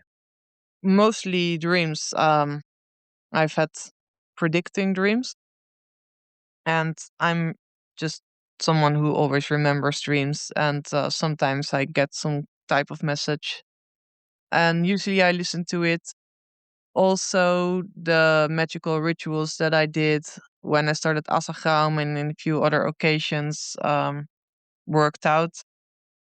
So that was something. And then the ayahuasca travels that I did, they felt like a spiritual experience for me as well. And it really opened up my mind to other dimensions and all kinds of entities that I could experience that I normally can't. Oh, I in that regard, I can tell you one thing. I was doing ayahuasca in Mexico, in Puerto Vallarta, with a shaman from, I think, a group from Peru. And when I was there, I was seeing the art of the Aztecs in the sand, and in so much detail that I was thinking I have to be connected somehow with the history, with the old gods of there or something, because I can't imagine, my simple brain is just imagining the art with all these details. It was so amazing and impressive. I was there in the jungles, watching the sand, seeing this. I think that was the strongest spiritual experience I had, actually. Awesome, and also obviously playing for you, it's gotta be, you get to travel a lot, which, I mean, we'll mention some of the places you've been also, but, I mean, for you, how is that? Do you get to see places, as you mentioned, like, you go to Mexico and see what you saw there and stuff, like, how big of a bonus is that for you being able to do what you love by making music and also getting to see part of the world, most of the world? Yeah, that's just it's for me a very big part of it. and I think it keeps me motivated because writing music, it can be hard work, and also to stay renewing your style a little bit, stay interesting, learn more, and it keeps me motivated that when I'm writing, when I'm tired or when I don't feel inspired, I imagine, okay, I'm going to play these songs probably hundreds of times live in all these unusual places.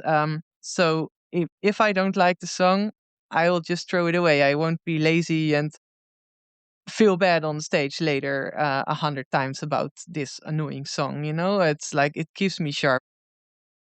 Sense. And is there like you've been a lot of places so far, but like have you obviously I don't think you guys have played Japan yet or anything. Like what is there anything that you is there a place that you is on your list of like the bucket list, so to say? Well, mostly Asia because we haven't been to Asia, and I've heard from other bands they had great experiences in Japan, for example. So I would be very curious to play there. And other Asian countries, if there's any Asian promoter wanting to book us, hit me up because I haven't been much to Asia at all, and I'm very interested to see that part of the world. And back to the debut album again, so on that album, Trish records the drums in Norway at Blitz Studios, and but it's mixed and mastered the record at Necromorbid Studios in Sweden, which with Tor, who actually great band, Corpus Christi out of Portugal, he was with Chaos Omen and Funeral Mist. How did you get associated with Tor? And yeah, I mean, how was working with him? Yeah, it was very good to work with him. Um, I especially love how he produced our first album.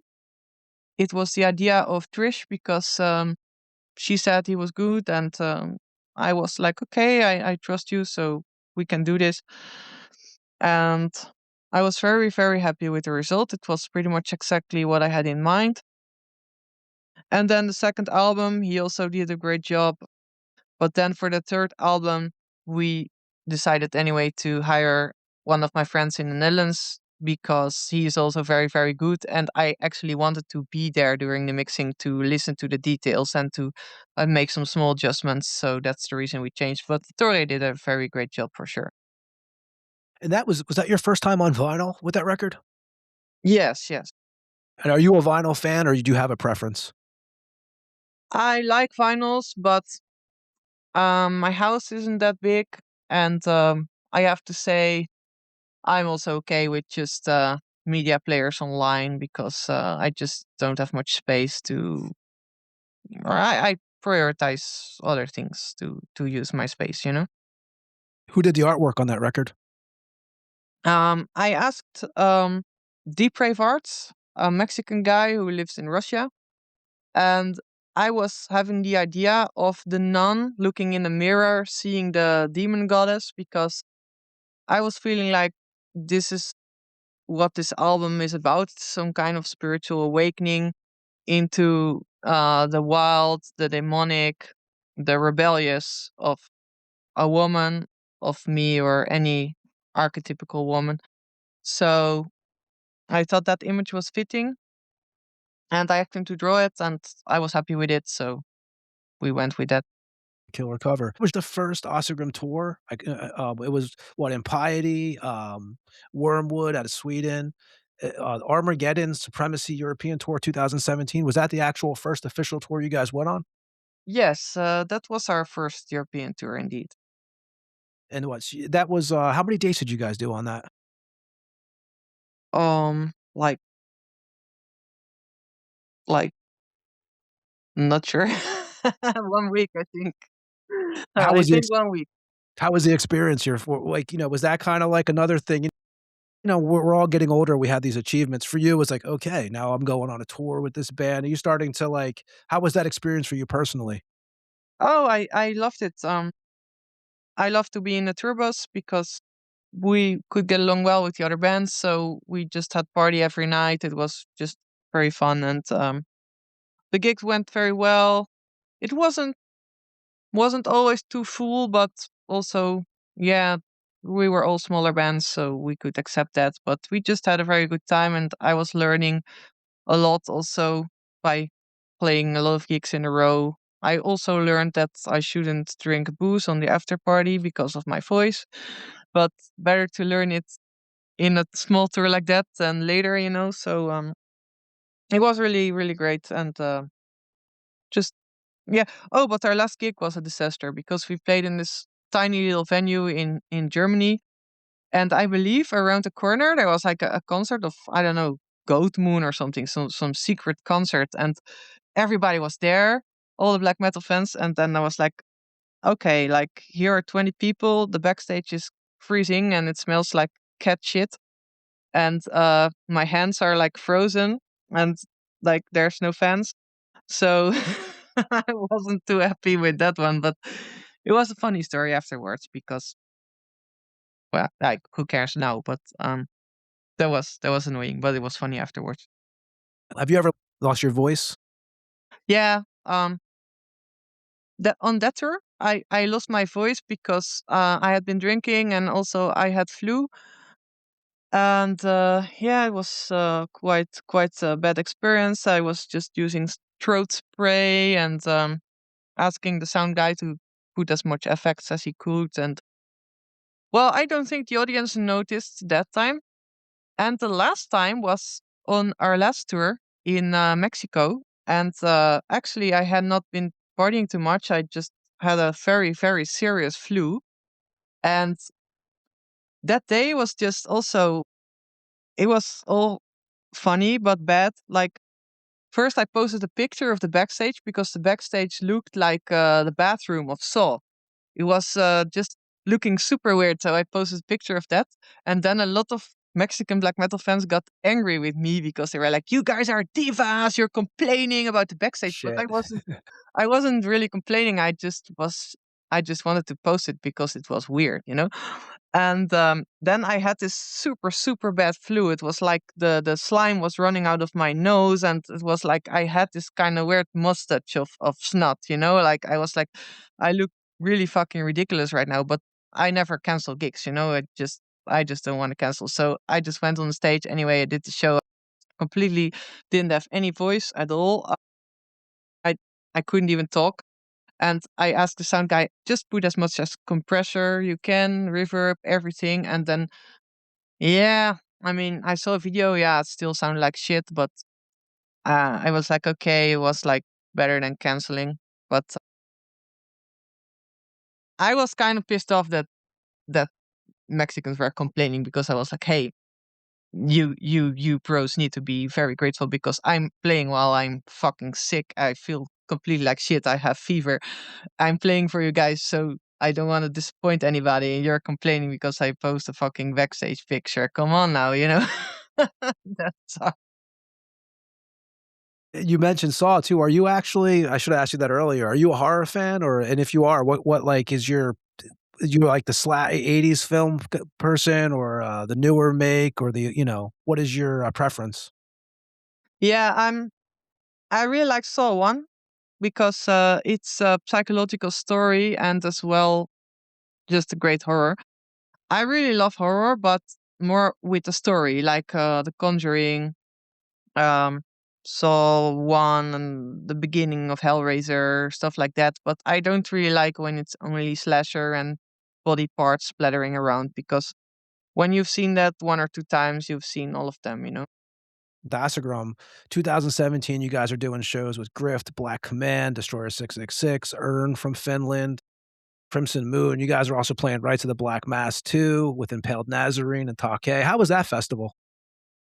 Well, I have to say a lot of concerts are blending together in my mind, so it's hard to recall details sometimes, but sure, I mean, Taka and Impaled Nazarene are both like old bands that I appreciate a lot, so I was very, very glad to play with them and went well because pretty much all our shows went well except some exceptions. So, Is there any gigs that really stand out to you during that time period off the first record when you guys are touring off of that?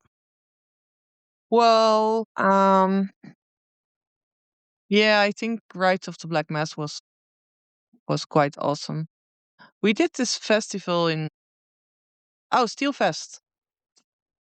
We 2018, you guys played that, right? Yeah, exactly. I was really excited to play there, and we actually played on Steelfest 2 times, but I don't recall exactly what year was the second time. But I know we played there 2 times, and it was just awesome. You also played with Venom and, like, you got obviously with Tan, you mentioned, you guys look at the like, you mentioned, which we'll talk about eventually, Vakken too. You guys play with the Scorpions. I mean, you guys are playing with, like, I mean, obviously Vakken's a million bands, but you're playing some at that time period, really starting to pick up the shows and stuff. And, like I said, with your guys' live sets, you got back, especially early 2007, you got the candles on there and stuff, and the skulls, are they actually human skulls you guys are using? Yeah, they are actual human skulls. And again, you don't have to tell me. I don't know if where do you get human skulls from, or is it just kind of something that's Yeah, not meant to be said? just from some people that I know, and yeah, they're my buddies. The skulls. And then at this time period, you guys obviously, you have some member changes going on. And why does Trish leave the band? She leaves what, 2017? She departs. Yeah, I just couldn't get along with her. Um, yeah, I think it's it's not classy to start talking shit about her, but we just couldn't get along anymore, so it was time to move on. And you bring in Amber. And did you know when did you first meet Amber? Was it one from her time with Sisters of Suffocation? Yes, exactly, because I was just having some issues with Trish, and then I started to look for another female drummer. And to my surprise, I found Amber in the Netherlands, because it's quite hard to find a female extreme metal drummer. So Hard I to was find like, a drummer "Wow, in general. yeah, very, very hard." And I was like, "Wow, she lives nearby. She can play what Trish plays, maybe even more." And I'm gonna ask her. And first she said no. I had to pursue her a little bit, but in the end, she said yes after a couple of months of asking again and again. And then actually she really liked it because she always stayed after that. And are you starting to like? Is it before she enters the band or after? When do you start working on material for the next record, Dawn of Infinite Fire? I had already written a couple of songs um, before I asked Amber, but I had not played them with Trish because things just weren't going that well. So I started first rehearsing them with Amber. And when you guys do that record, so you guys go in and do the second record, 2019. It comes out on Edge Circle Productions. How do you get involved with that label? Yeah, we just got asked. Tian just sent us an email, and he offered good deals. Then I was like, yeah, sure. And you worked with a tour on that record too, right? From Necromorbis. Yes, indeed. And where did Amber do the drums at for that? Because I know you recorded everything else at your house, but where does she do the drums for that? Yeah, the first um, she did it at a friend's house, just a unknown friend. I'm gonna play "Hate of Satan's Hammer" here in a second from that record. And again, with your live sets and stuff, you obviously have the corpse paint and stuff. When is the first time you actually use that? How important is that to you and the band? Is it's part of the whole, so to say, magic that goes on stage for you guys? Yeah, we have always used corpse paint from the beginning. So I think it's part of the mystical atmosphere of black metal. Corpse paint comes from the Viking warriors painting like that to scare the enemy and to kill. And I feel like this darkness and this aggression and this culture, which is my roots as well, um, it fits with the black metal. Or do you have a favorite record of Asagram, or is it kind of is it all the same to you? It's like you're kind of like kids, I guess you'd say. Yeah, I can't really say that I have one favorite because they all have their own story, and I just put my whole soul in all of them. And who does the artwork for the Dawn of Infinite Fire? Barul Marta. I don't know too much about this artist. I just saw this piece of art online, and I was like, "Hey, this gives me the feeling that fits with this record." so I just bought it, but I don't know much about the artist. Okay, I'm going to play the track Hate of Satan's Hammer here in a moment. What can you tell us about this track? Well, the song is about killing a priest and torturing a priest, and the song's just very aggressive. It's one of our more like straightforward, underground, aggressive songs, a bit inspired by Gorgoroth, mostly. I'm going to play that track now. This is Asagraum with Hate of Satan's Hammer, and we'll be back on the Tampa Morgue after this track.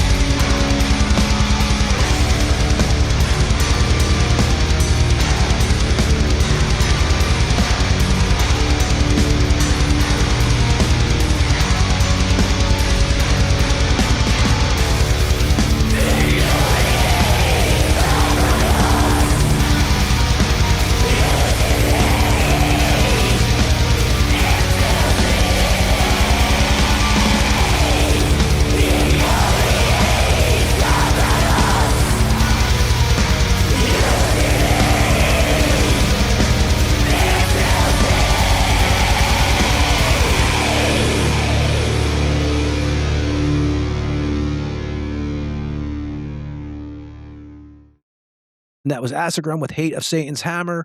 After that, you guys are doing the Inferno Fest, Extreme Hate Fest. Then also you guys do the Dawn of Infinite Fire over Central and North America tour 2022. That's the first time you're in the States? No, actually, we have been in the States before that, but I don't recall the name of the tour. But we were in the States before for like 1 week with some very small organizer called Metal Mafia Productions. But we were in the USA a little bit longer with this other tour, and the gigs were a bit more professional and everything was better actually. Only the disadvantage was because of COVID, 2 of our band members stayed home, live members, and we were just with the 2 of us.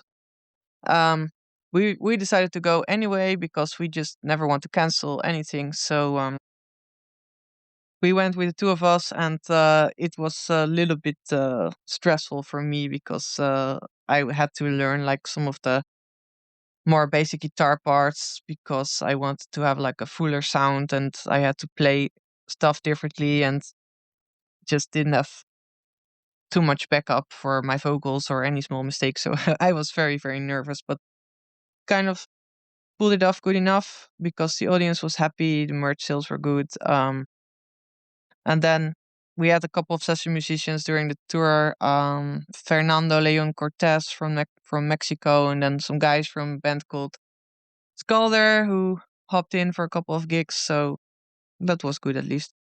Yeah, Fernando, he plays with a Hakovitz out of Mexico. You guys did that. And so for you as a guitar player too, do you have any guitar playing influence? Are you someone who has a favorite guitar player, or that's not your thing? Well, I think the guitar player of Shining, I think Peter Huss is his name. Yeah, Peter Huss, yeah. I really like his guitar work, even though I've never played the leads like that. Maybe in the future I'll try, but I think in general that guy's really, really good on the guitar, and the riffs are really, really inspiring. And then Infernos of Gorgoroth is totally different, but I've taken a lot of inspiration from that as well. And then I've taken a lot of inspiration of Behexen, especially the By the Blessing of Satan album. So yeah, I don't really have favorite guitarists, but yeah, I've of course borrowed some styles here and there. What was your impressions of the United States? Well, the touring there was very amateuristic because yeah, just some logistic reasons, money reasons. We just used a very small agency. We just went over the border unofficially, if you know what I mean. And it was a very small agency that we toured with also the second time, Satanic Hispanic Productions. And we were playing with very unknown bands. But in the end, we were happy with it, and it was actually very profitable because I have to say people in USA buy a lot of merch. And that actually saved us because we had a lot of issues with the plane tickets and other things. But in the end, it was a good tour, profitable tour, and everything was okay. No complaints. But it was very underground. You guys had a few candidates that got canceled on that? Yeah, it was because of COVID. There was some problem with traveling, but I don't know exactly what happened. I just know it got canceled. It had something to do with COVID. October 20th, 2023, you got out the third and latest Asagraum record, Veil of Death, Ruptured, again on Ed Circle Productions. And first I want to mention the cover art, because, obviously before that you had actual artwork. On this one, it's a black and white photography that looks like it looks like it's almost in a lake or a pond or something. What can you tell us about that cover and if there's any kind of meaning behind it?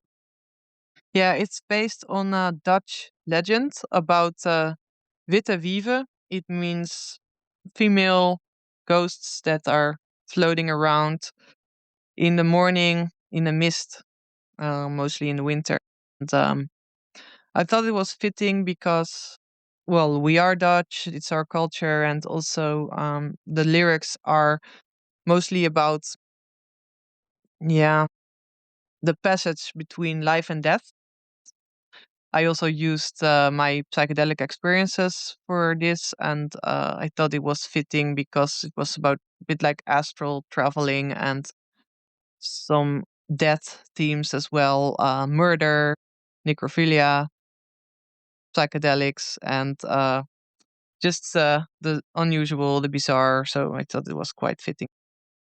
And you mentioned death, and I do wanna ask you because I don't know when it was an older interview you had done in the past, and you had mentioned something that really stood out to me, and I totally understand it. You had said that when it's your time one day, whether it be 20 years from now or 30 years, you're gonna go how you wanna go. Speaking of death, I am. Like, you're gonna make your own decision. Is that correct? Yeah, I think that's the best way to go, but it depends what happens because if I just die in my sleep, it's fine, but I would never choose to deteriorate and be a burden to the people around me. I would rather die with my dignity intact, and I will definitely do that when I think it's time. And you mentioned also earlier that you sat in for the mastering of this record, right? Was this the one done at Tide Studios? Yeah, it was mastered at Tide Studios. For you and Amber, now you've been working with Amber for a while now, how is the chemistry for you 2? Is it, like, kind of the perfect combo to this point? Yeah, I'm very happy with working with her because she understands very well the type of drums I want with the songs. Doesn't take too much time for me to explain what I like. She just knows, and we write the songs usually very fast. It takes me a lot of time to create the guitar and the vocal lines and the bass lines, but she creates the drums very fast, and we just understand each other very well in that way. And also, obviously, 2024, you mentioned you played Vakken, and is there anybody that you've met so far in your journey that you've been like, "Wow, I can't believe I'm actually, like" become friends with almost, like, you have a normal conversation with them. Have you had that experience yet? Are you someone who doesn't look at things like that? Well, I don't necessarily look at things like that, but I was actually interested to meet Frost because I think he's just one of the more legendary black metal drummers. So I was happy to meet him, and I was happy to meet Kronos of Venom, and then to play with Take. It's also a very, very cool guy to work with. We had a lot of fun, and also just great to play with these old bands that have been around for so long and hear their experiences. And um, yeah, I appreciate it for sure. And obviously, the new record, we just talked about, Veil of Death, Raptured, great record. What is next for obviously, I know you said you're writing new material. Is there anything you could tell us? I mean, again, if you can't, you don't have to, but is there any titles that you have, or is there a working title for the record, or is that still under wraps? Yeah, the title of the album will be Catharsis of the Fury. And the style, I'm actually a little bit inspired by pagan black metal for this record. I'm using a little bit more of acoustic parts and just very raw vocals, very aggressive, harsh, and some history themed lyrics. And other than that, also just the style that Asagraum is dark, psychedelic, aggressive, and old school. And did you have any kind of timetable, like when you expect will it be 2026 or most likely 2027 that it comes out? I think late 26, early 27. And what is the official live lineup now for the band going into 2026? Well, we have different live members, but most of the time it's Simone van Straten, Bob, me, and Amber. But we also still play with Makashana now and then, some of the bigger shows, and we have another guitarist, Gida, who lives in Leipzig, who is from Iceland, from the band Angist. She jumps in now and then as well on guitar. that's mostly it. And what shows do you have lined up for 2026 that you can announce? Well, Partisan is one of the bigger ones. And then we have a tour in April with Wolvenbloed-Ter and Enisum. And yeah, then we have a festival coming up in Lithuania. Shit, when Right are you guys next, coming here? yeah, in June, I believe. And we actually play in Sweden, 24th in Jönköping. And then, yeah, we have some more, but sometimes I just can't recall it. I usually live by the short term, what's going to happen, you know. I totally understand. And, I just have a couple more questions for you, but anybody who wants to find anything Asagraum related, where would you send them? To our Instagram and our Facebook, I always announce all the concerts there, and the ones that are nearest date-wise, I pin on top, so it's very easy to find the tours and the concerts in that way. And then earlier tonight, we played something from Obsidian Sun. We played Stream from the Dark Temple that came out on the EP you guys put out, our Burning Obsidian Sun. What's going on with that band, and what can you tell us about is there anything, is it done, or is it still a active project? Well, actually, the plan was to do a one-time project. It was with the drummer, A Vernal Moon. We met on tour and then we wrote some songs, and it was pretty good, turned out pretty good, so we decided to release it. Um, but he lives in Colombia. It's not really practical to continue a band in that way. So for the next one, I might ask a Dutch drummer or maybe somebody from Europe. I would like to continue it, but it doesn't have a priority because I'm very busy as well with Asagraum. So I have to finish that album first, and then maybe I have some songs left that don't fit, and I will maybe use them for Obsidian Sun. Is there any other kind of, besides black metal, for you, like in your future, like say down the road, is there any other kind of music you would like to actually dive into? Well, maybe some electronic or industrial music, but I don't have any really concrete plans for that. It's just something that interests me. And I also have to ask, there was a project you were involved with, which I could not find any information about really. Legum Aeternam? Yeah, it was a band I was in for about 1 year. We played one concert, we made one demo, and the songs were mostly written by another guitarist. I wrote maybe a couple of riffs, but it wasn't that significant. It's in Metal Archives, but it was just a tiny little project I did when I was 15 or 16 or something. Hanna, I want to thank you for coming on here. Like I said, I've seen you perform live several times. It's a killer band, and I'm actually glad to hear you're coming back here again. And I'm glad to hear you guys have a new record coming out. Anything that you want to say on your way out? Well, I want to thank everyone for listening. Worship Satan, do your own will, and bye.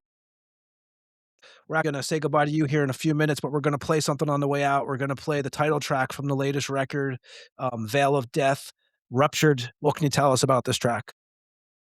This track is actually about the psychedelic experiences I had. It's all immersed in one part of the lyrics.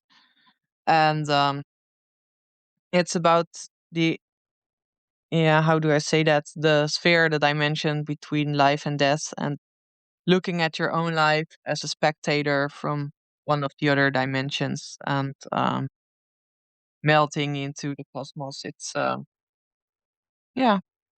that. Again, Hanna, thanks so much for coming on tonight. And me and Ed will say goodbye to you in a second. Everybody else, this is Asagraum, Veil of Death, Ruptured from the latest release that came out on Edge Circle Productions in 2023. And I'll be back on the Tampa Morgue after this. Thanks again, Hanna. Thank you too.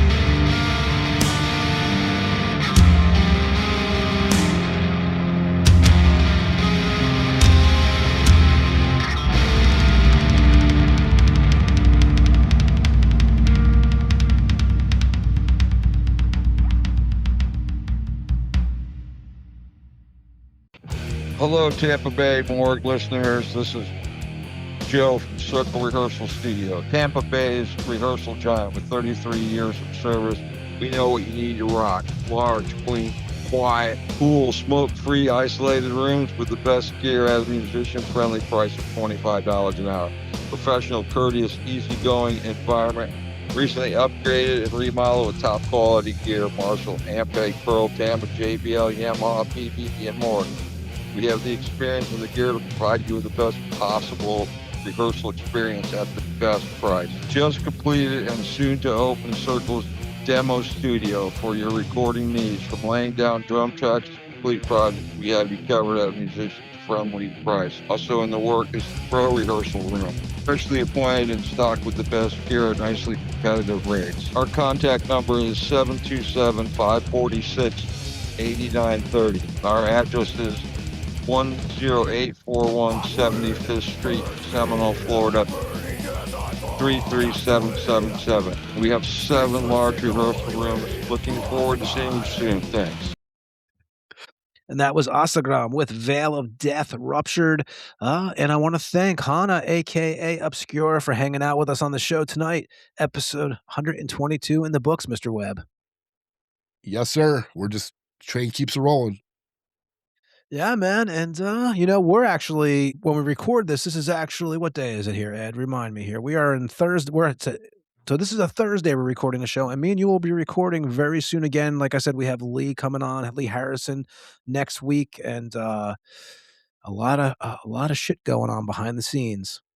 Yeah, well, we're trying to get some stuff done before you travel because it's going to be a stressful time for you. You're not coming here to party. Let's just say that. No. You're going to hang out and we're going to have some fun, but this isn't like when you came for Swarm Fest with your family. This isn't a vacation. You had to come here. I'm not coming there to play a concert this time. I'm coming there to move my residence. I have a place there that I have to get ready to rent out. And, so I have that to deal with. I'll be away from my kids for the first time ever for 2 weeks, which sucks. But, it'll be what it is. What's really stressful to me is that when I fly there, I have a 4.5-hour layover in Frankfurt. That's okay. But when I come back, I have an 1.5-hour layover. So I basically have to run like a madman and Frankfurt airport to me is a fucking nightmare. So, I have to run from the plane to come back to Lithuania to the other plane because I have a connecting flight. So I'm already stressed about that. And I haven't even gotten there yet. So, and you have to pray to the Almighty that your flight plane is not delayed.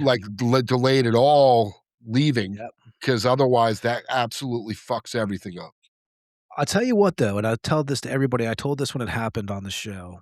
If your plane is delayed, which I didn't know this until it recently happened. When we flew back to Lithuania last year after playing Swarmfest, me and my family, our plane was delayed and we missed our flights on the way back. We sat in the airport for 8.5 hours with our children who were at that time, 3 and 5, which was not fun. But they refunded all of our money. So if you guys do miss your plane because of the plane before, if it's delayed, make sure you go do your research because you are due for a refund. So I didn't know that until last time. Yeah, so we got all our money back, which is a lot of money when you're flying these days. So it's just a headache of trying to keep 2 kids entertained, happy for 8 hours and not just that, but the cost of the food at the airport. 8 hours, you got to feed them at least 2 times, at least. Yeah, you know what I mean? I'm not a Frankfurt fan. No offense. Yeah, the airport.